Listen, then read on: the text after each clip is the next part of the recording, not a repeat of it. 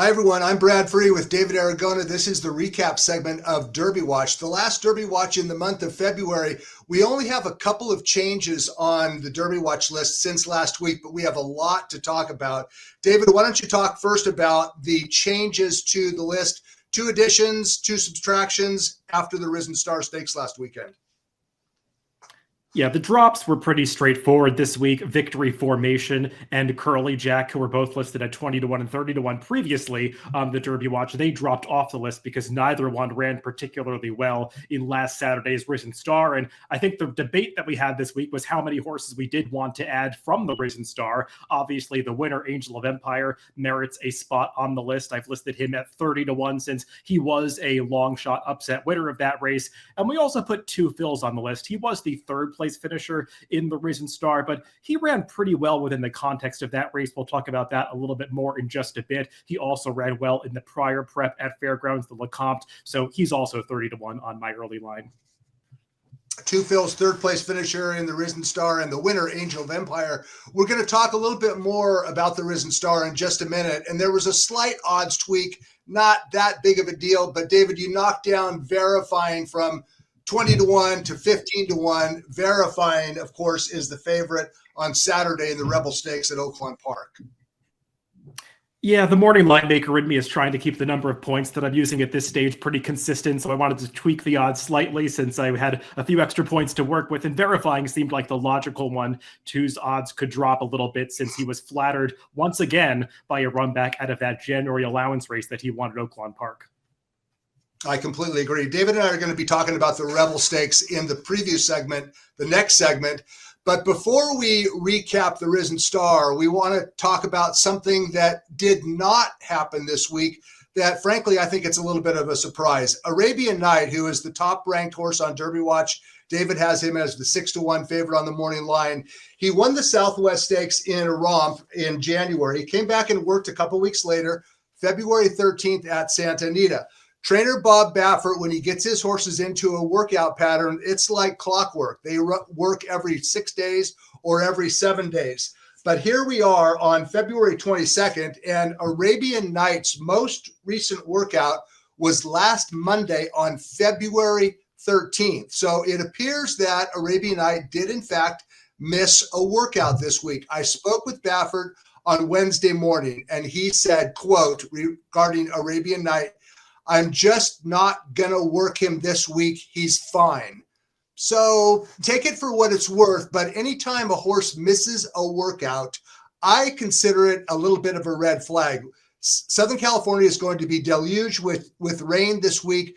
Baffert suggested on Wednesday that Arabian Knight would return to the work tab on Sunday or Monday.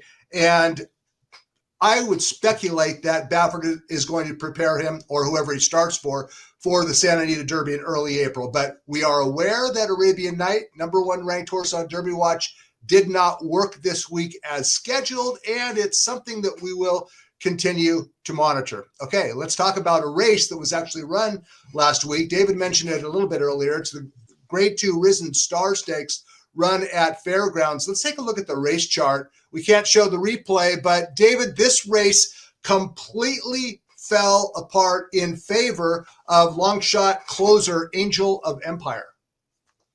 Yeah, I'm not sure how enlightening showing the replay would have been anyway, since the race was won in pretty much total darkness. It was hard to see the actual trips that these horses got, but it did seem like Angel of Empire was finishing better than anybody else. He was the horse that really gave you confidence that he's going to be able to go on a distance and get the 1.25 miles of the Derby, as he was able to outfinish Sun Thunder, another closer who was able to come up the rail. He saved a lot of ground under an excellent ride from Brian Hernandez, but it was a race that featured a pretty honest early pace, and a lot of the horses that were forwardly placed ended up falling apart. You could see the early leader, Determinedly, who was carving out those fractions, fated to finish last in this race, and that's one of the reasons why we did put 2 fills on Derby Watch this week instead of the runner-up Sun Thunder, because 2 fills did make that first move to break the race open at the quarter pole. Got a little bit tired at the end. He's one that you might have some distance questions about, but I thought he ran pretty well within the context of the race.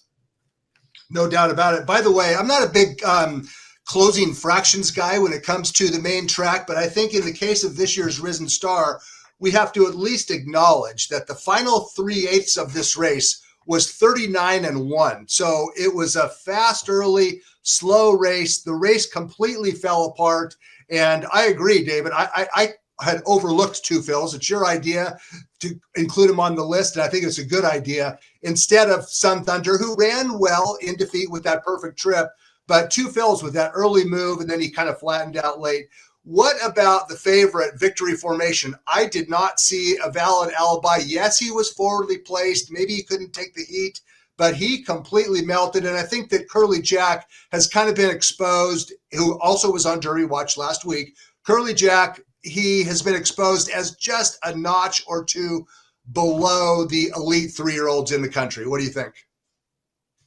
Yeah, we had talked about Victory Formation and his possible flaws last week. He's a horse that had run some nice races, but had gotten perfect trips, like controlling the paces and doing so. In this race, he had to rate for the first time, had a wide post position, and he was just unable to overcome the first time that he really faced adversity in a race, so he drops off the list. And like you were saying, Curly Jack, he's been thereabouts knocking on the door, but this race suggests that he didn't really take a step forward from his 2-year-old season, so he didn't do enough to stay on the list either. And we should mention this race only got an 89 Buyer speed figure for Angel of Empire.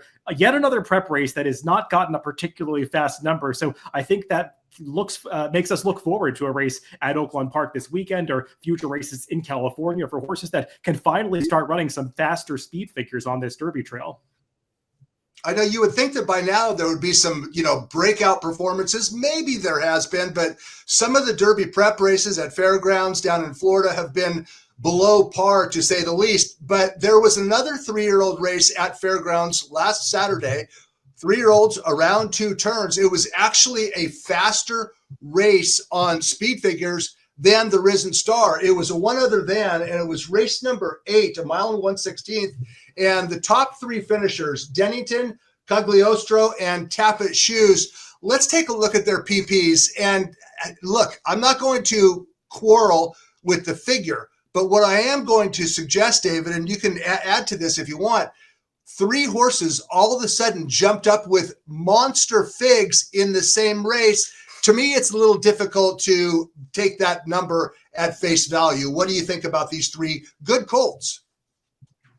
I completely agree with that sentiment. I mean, these speed figures suggest that this could have been the trifecta in the Risen Star if they had run in that race, but often you can't make those direct translations just based on speed figures, and it was a smaller field, so these horses were able to get smoother trips in this race. That's especially the case for Dennington, who sat well off a contested pace, had no problem peeling out at the top of the stretch, and was able to grind those horses down in the stretch. You can see Dennington has been beaten by the likes of Instant Coffee, Victory Formation, and Angel of Empire pretty easily in his prior starts in stakes company. So it would be somewhat of a surprise if he improved that much from race to race and suddenly was a major contender on this Derby trail. But this is the time of the year that horses do improve. The one further point I want to make about this race is these horses could run on Lasix. Obviously, the horses running in the Risen Star could not run on Lasix, and Dennington was first-time Lasix in this race on Saturday. And Ken McPeak is a trainer that has great stats with horses going to Lasix, pretty poor stats with horses coming off Lasix. So something to keep in mind for Dennington's next start.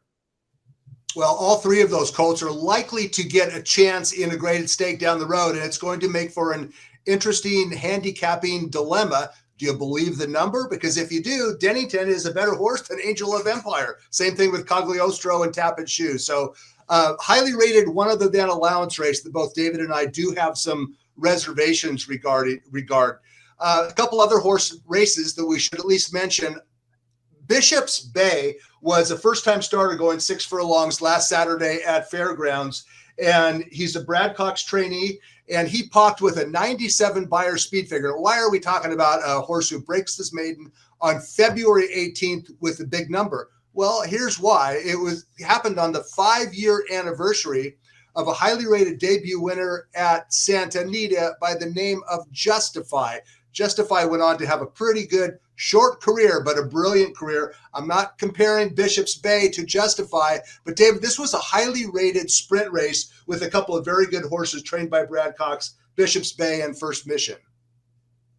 Yeah, this feels like a race that had a lot of quality in it, even beyond those two Brad Cox trainees that were first and second. There were some horses that finished third and fourth that had big pedigrees and got high speed figures for this race. But as for the top two finishers, Bishop's Bay, he's a horse that's actually bred to stretch out. He's by Uncle Mo. He's out of a dam that was a stakes-winning router, I believe, trained by Chad Brown. So this one physically looks like a horse that can go longer and ran that way because he got a pretty confident ride coming to mid-stretch, and his stablemate ranged up like he might go by, and Bishop's Bay found something extra in the end to hold him off. So feels like there are two Brad Cox trainees with a lot of talent coming out of this maiden race. Imagine that. Another good 3-year-old out of the Brad Cox stable. Bishop's Bay and First Mission, a couple to keep your eye on moving forward. Before we turn our attention to Japan, just a quick mention. Who's your filly, the quote superstar filly who was supposed to win the Regional Alexandra in a romp? She misfired. She stumbled, bobbled kind of severely at the break, got trapped behind a slow pace and did nothing. Disarm ran Sunday at Oaklawn. I thought he was going to win the race. He kind of finished a flat second. What did you think about Disarm, David, and the one other than at Oaklawn on Sunday? Yeah, Steve Asmussen was hedging a little bit before the race, saying that he might need that race for fitness, and it kind of looked that way. He traveled pretty well into the race, but just didn't have that extra oomph to go past the winner, Two Eagles River, in the stretch, and that horse did get to set a slow pace on the lead, and the result of that race just further flatters Verifying, who beat Two Eagles River pretty easily back in January. Yeah, that's right. Disarm is going to get his chance in the Arkansas Derby. They're talking about, moving. Hopefully he moves forward off that distant runner-up finish in the Arkansas Derby on April 1st. Okay, let's go to Japan.